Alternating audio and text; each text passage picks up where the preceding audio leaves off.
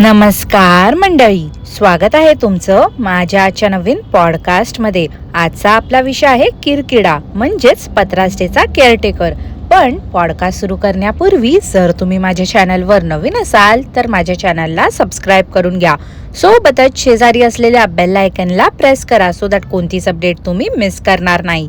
तर मग वाट कसली बघताय, चला सुरू करूया आजच्या आपल्या पॉडकास्टला। मंडळी, कालच्या पॉडकास्टचा हा दुसरा भाग आहे आणि ज्यांनी कोणी कालचं पॉडकास्ट ऐकलं नाही आहे अजूनपर्यंत तर नक्की ऐका। मी एंड स्क्रीनला कालच्या पॉडकास्टची लिंक अटॅच करेन आणि कम्युनिटी पोस्टवरती देखील कालच्या पॉडकास्टची लिंक अवेलेबल आहे। डायरेक्ट तुम्ही क्लिक करून ऐकू शकता कालचं पॉडकास्ट।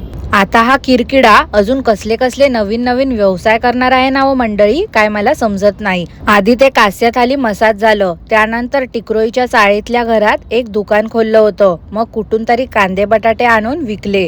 मुंबईला कोणी विचारत नव्हतं तर गावी जाऊन झोपडा स्टे खोलला आणि आता तर डालड्यातल्या लाडूंचा व्यवसाय सुरू केला आहे। 17 दगडांवरती पाय ठेवणं ह्यालाच बोलतात हो मंडळी। एखादी व्यक्ती काय बोलेल, आपण काहीतरी एक करूया पण त्यात 100% देऊया आणि बेस्ट सर्व्हिस प्रोव्हाइड करूया लोकांना। पण ह्याचं तसं नाही आहे, ह्याला एवढी हाव आहे ना की सगळ्यातलं थोडं थोडं हवं आहे आणि लॉस काय ह्याचा नाही होत ना। कसं आहे ना, मातोश्रींच्या जीवावरती चॅनल चालू आहे। जोपर्यंत हलुडुलू काकू होय होय करत बसणार आहेत ना त्या झुल्यावरती, तोपर्यंत येडे भक्त झोपडा स्टे मध्ये जाणार राहायला आणि लोकांना काय वाटते की झोपड्यात गेल्याने तिकडे काकूंच्या हातचं जेवण मिळेल। पण असं बघायला गेलं ना तर काकू जेवण बनवतच नाही।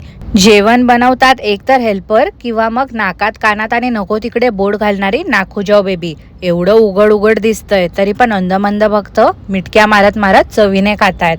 आणि आता काय झालंय, रोस्टिंग अँड रिएक्शन मुळे किरकिड्याचे वांदे झाले। किरकिड्याचा चॅनल सॉरी किरकिरे काकूंचा चॅनलला आधी खूप व्ह्यूज यायचे, पण आता जेव्हापासून यांचा पानसटपणा जगजाहीर झालाय ना तेव्हापासून काय कोणी जास्त बघत नाही आहे।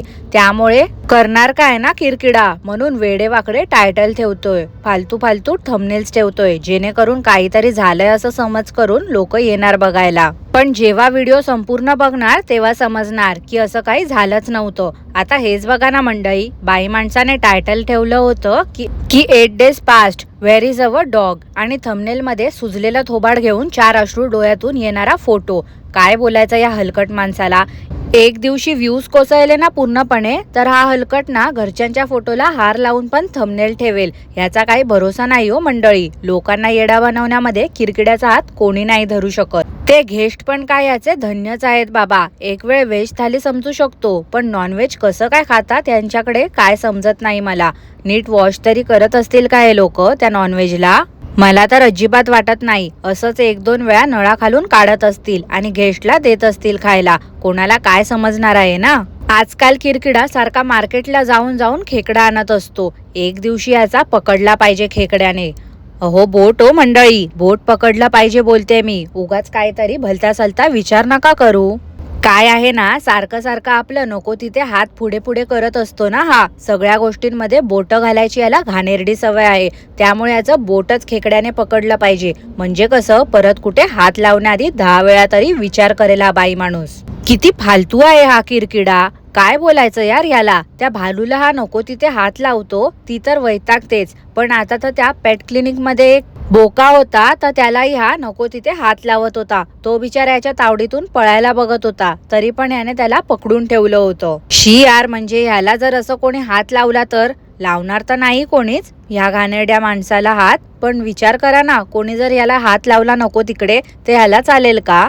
ते प्राणी बिचारे काही बोलू नाही शकत म्हणून काही करायचं का त्यांच्यासोबत? आधी हा बाई माणूस पेट्रोल भरताना दाखवायचा आणि आता तर त्या सीएनजीचं नको तेवढं कौतुक करत असतो। ह्याला बोलून ना काही अर्थच नाही आहे हो। सीएनजी याने बसवून तर घेतली आहे पैसे वाचवायला म्हणून, पण किती डेंजरस आहे ते याला नंतर समजेल। न्यूज मध्ये तर कितीतरी सीएनजीच्या केसेस दाखवल्या जात आहेत, तुम्ही पण तर बघितलंच असेल ना मंडळी। उगाच 4 पैसे वाचवण्याच्या नादात एखाद्याचा जीव घ्यायचा हा। आणि काय हो मंडळी, हा किरकिडा स्वतःला एवढा मोठा युट्यूबर समजतो ना, ह्याच्याकडे तर एवढा पैसा आहे, मग ह्याला सीएनजी बसवण्याची काय गरज होती? एवढा कसला जीवतुटेपणा करत असतो सगळ्या गोष्टींमध्ये।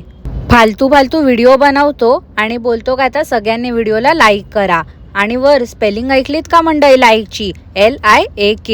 मागे त्या कॉर्ड सेटची स्पेलिंग CODE असं बोलला होता आणि ह्या बिंडोकने BMS केले असं याचं म्हणणं आहे. मंडळी, कोणी कोणी शाळेमध्ये आगबन टपली खेळलं आहे काय आहे ना, तसंच या किरकिड्यासोबत केलं पाहिजे. ह्याच्या डोक्यावरती ना एक गोणी घातली पाहिजे आणि सटासूट चोपून काढलं पाहिजे. हा बाई माणूस सुधरेल. रोज रोज काय आणि त्या थाल्या दाखवतो यार. कोण किती खाते, काय खाते, किती मागवते याचा पण हा हिशोब ठेवतो. एवढं इन डिटेल कोण दाखवते स्वतःच्या व्हिडिओ मध्ये.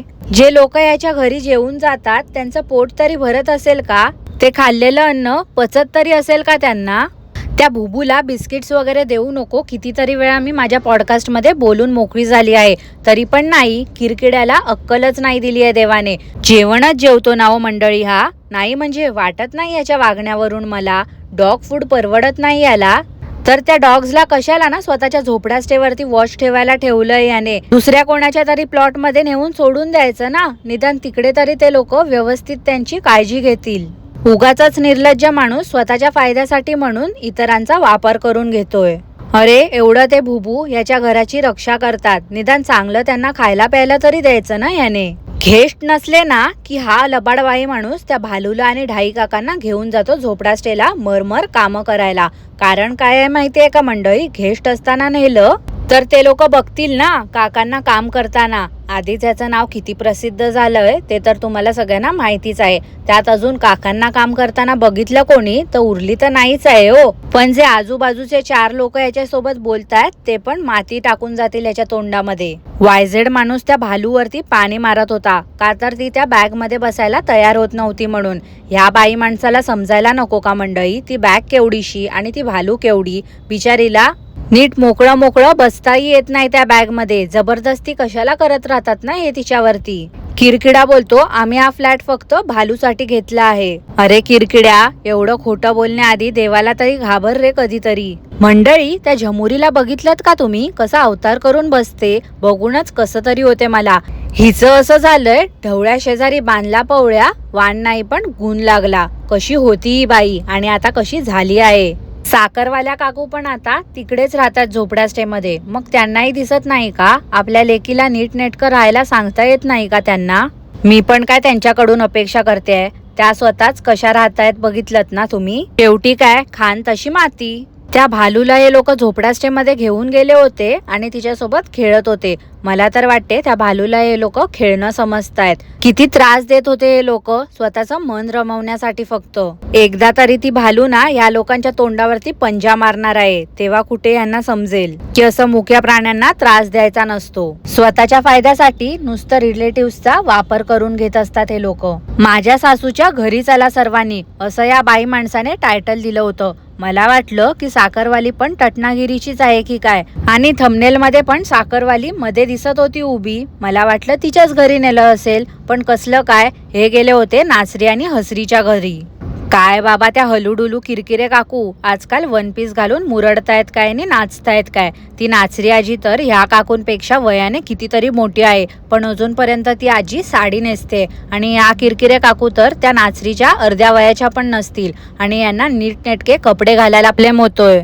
निदान आपल्या वयामानाला शोभतील असे तरी कपडे घालावेत. आता काहीतरी नवीन पॅकेज काढणार आहे हा बाई माणूस आणि त्या हसरीला सांगत होता की आतापासून मी गेस्टला तुमच्याकडे जेवायला आणणार आहे. गोष्ट नोटीस केलीत का मंडळी? हसरी आधीसारखी या लोकांना भाव देत नाही. त्या नाचरी आजीच्या देवघरात जाऊन बोलतो बघा काय आहे, हे बघा काय आहे. अरे किरकिड्या, हे बघा काय करतोय? आंधळा आहेस का रे तू बावळट माणसा? अरे हो बरोबर, तू तर दुसऱ्या ग्रहावरून आलायस ना. तुझ्यासारख्या भटकत्या आत्म्याला देव कसा दिसेल? काय मंडळी, बरोबर ना? तुम्हाला काय वाटते मला नक्की कॉमेंट करून कळवा. आणि आजचा पॉडकास्ट मी इथेच थांबवते. आजचं पॉडकास्ट आवडलं असल्यास लाईक करा, शेअर करा, चॅनलला सबस्क्राईब करायला विसरू नका. सोबतच शेजारी असलेल्या बेल आयकनला प्रेस करा सो दॅट कोणतीच अपडेट तुम्ही मिस करणार नाही. धन्यवाद.